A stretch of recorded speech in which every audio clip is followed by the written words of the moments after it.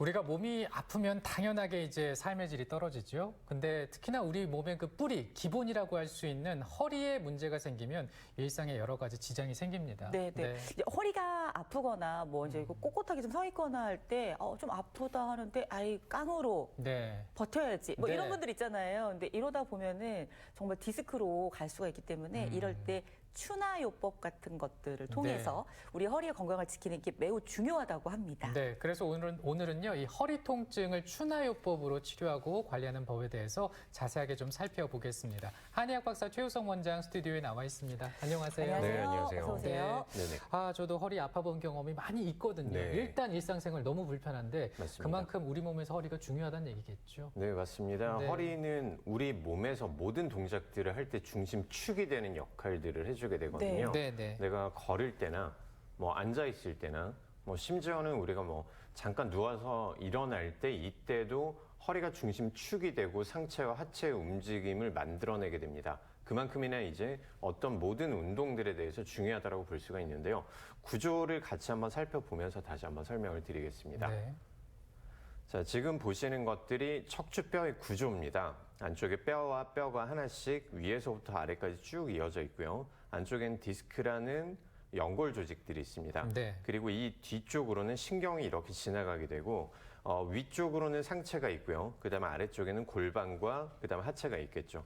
그리고 얘들이 조금씩 움직여주면서 움직임을 만들어내게 됩니다. 자, 평소 때는 별다른 문제가 없는데 지금 보시는 것처럼 자, 동그란 앞쪽이 배 쪽이고요. 네. 뒤쪽이 등 쪽입니다. 네. 척수 신경이 내려가는 부분들에서 내 척추라는 부분들에서 디스크가 튀어나와서 신경이 지나가는 길을 이렇게 막게 되겠죠. 자, 이 부분들을 우리가 디스크라고 얘기를 하는 거고 정확하게는 요추 추간판 탈출증이라고 얘기를 합니다. 자, 이렇게 신경이 압박이 되거나 아니면 염증 반응이 나타날 때 어떻게 될까요? 결국 통증이 유발하기 때문에 내가 모든 동작들을 수행을 할 때 통증이 나타나니까 동작이 수행이 안 되는 거예요. 일상생활이 당연히 불편하시게 되겠죠. 네. 그러면은 이제 허리가 아픈 경험들이 살짝 있을 수 있잖아요. 네네. 살짝 있을 수 있는데 참지 말고 반드시 병원에 가야 된다? 아니면 약간만 아프면 안 가도 된다? 어느 쪽인 건가요? 바로 병원에 가셔야 된다고 생각하지는 않습니다. 근데 한 가지 우리가 조심을 해야 될 부분들이 통증이 그냥 가볍게 나타났을 때는 대부분의 경우 10명 중에 한 9명 정도가 요부의 염좌라는 그런 질환들이에요. 이제 근육이 약간 삐끗하거나 아니면 조금 더 안 좋은 경우에는 인대나 힘줄이 살짝 늘어난 경우에 우리가 요부 염좌라는 그런 이제 진단명을 사용을 할 수가 있는데 이때는 우리가 한 이틀, 3일 정도만 놔둬도 증상들이 많이 다운이 될 수가 있어요. 일단 통증이 나타날 때는 뭐 따뜻한 찜질을 해준다거나 아니면 가볍게 쉬어준다거나 가벼운 스트레칭을 통해서 우리가 관리를 해보시는데 이런 요부 염좌가 만 72시간 지나도 계속 이어진다든지 네. 아니면 이런 요부 염좌가 최근 들어서 너무 자주 일어난다면 이때는 뭔가 증후성의 질병을 예방을 할 수 있기 때문에 우리 병원을 꼭 가보셔야 됩니다. 네. 근데 이렇게 이제 뭐 살짝 아픈 경우들도 있지만 너무 아파 이런 경우들 있잖아요. 그쵸. 이런 경우들은 그냥 놔두면 심각한 상황으로 갈 수도 있겠네요. 네, 맞습니다. 방금 말씀하셨던 극심한 통증들이 대부분의 경우 요부의 디스크의 초기 증상으로 나타날 네. 수 있기 때문에 이런 부분들이 나타났을 때는 바로 병원을 내원을 하셔서 통증의 원인을 진단하시는 것들이 중요합니다. 네. 그래서 이제 그 허리 통증 때문에 병원을 찾은 환자를 저희가 만나봤습니다. 네. 어떻게 치료를 하고 또 진료가 이루어지는지 화면을 통해서 확인해 볼까요? 네, 지금 이 환자분도 허리 쪽이 평소 때 주기적으로 좀 아팠다.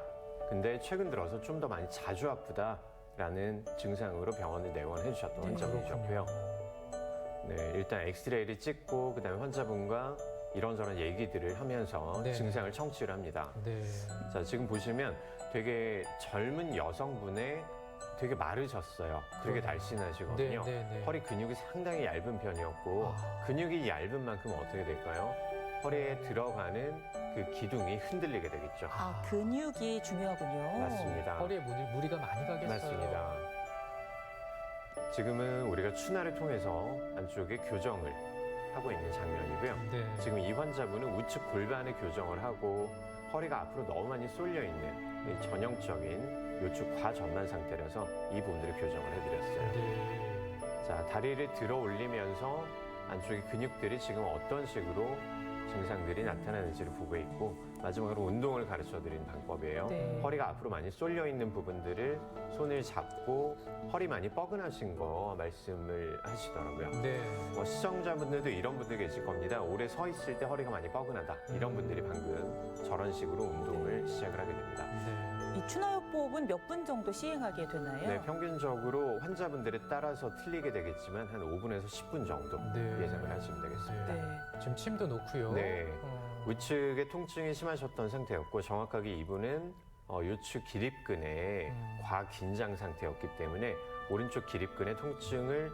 해소해주는 그런 네. 장면입니다. 네. 근데 이 허리 아픈 게 나이하고 상관 있는 게 아니더라고요. 그러니까요. 맞습니다. 네. 나이로 인한 퇴행이나 이런 부분들을 생각하시기 쉬운데 네. 사실은 내가 어떻게 사용을 하느냐 그리고 얼마만큼 잘 사용을 하느냐에 따라서 나이가 들어도 건강하신 분들이 훨씬 더 많습니다. 네. 네. 그러면 이 허리 통증에 추나요법이 효과가 많이 좋은가요? 네, 방금 말씀해 주셨던 것처럼 네. 추나요법은 사실은 가장 근본적인 처치라고 봐야 될 것 같아요. 네. 자, 허리 구조를 다시 한번 우리가 생각을 해보면 척추뼈가 하나씩 있고 얘가 이제 기둥이 되는 거고요.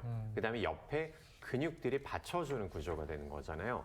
자, 건물을 생각을 해보면 철골 구조가 있고 그리고 주변에 콘크리트로 막아놓는 이런 관계라고 봐야 될 것 같은데 철골과 그다음에 콘크리트 구조는 서로 상호 보완하는 관계입니다. 네. 네. 그래서 건물을 세워놓을 수 있는 거거든요.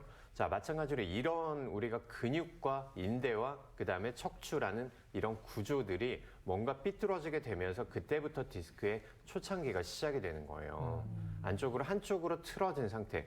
앉아 있을 때 다리를 한쪽으로 꼰다든지 그다음에 앉아 있을 때 한쪽으로 몸이 틀어진다든지 어깨에 가방을 멜 때 한쪽으로만 맨다든지 이런 부분들이 생활 습관들이 누적이 되면서 그 습관이 결국 틀어짐을 만들고 그 틀어짐이 디스크의 하중을 가지고 오는 거거든요. 네. 그리고 어느 순간에 평소 때랑 약간 틀린 것 같은데 라는 느낌이 들면서 그때 튀어나가면 이때부터는 본격적으로 아프게 되는 거죠. 네. 그래서 평소 때 추나요법을 통해서 내 몸에 밸런스를 바로 맞춰놓는 그리고 평소 때 근육 운동을 통해서 내 몸에 잡아줄 수 있는 힘을 만들어주는 것들 이게 가장 중요한 겁니다. 네, 이 몸의 균형을 맞춰주는 추나요법에 대해서 지금 설명을 해주셨고, 그럼 이제 구체적인 치료법 가운데 우리가 방금 알아본 추나요법 관심 많으시더라고요. 네네. 네, 어떻게 치료가 진행이 될까요? 네, 방금 우리가 영상에서 저 환자분이 치료받는 것들을 잠깐 보셨을 텐데요. 일단 특수하게 제작된 저희가 추나 패드라는 그런 네. 기구가 있습니다. 네네. 환자분이 먼저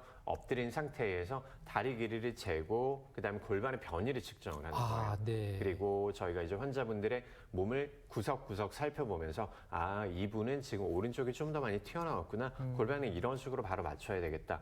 간단하게 생각하시면 될 것 같아요. 우리 어릴 때 찰흙으로 뭔가 만드는 그 조소 시간들 기억나시죠? 네. 이 부분들을 살을 조금 더 이쪽엔 좀 더 붙이고 이쪽엔 조금 더 내가 틀어놔야 되겠다. 안쪽에 있는 그 철사 구조물들을 약간 이렇게 네. 다시 바로 맞춰놔야 되겠다.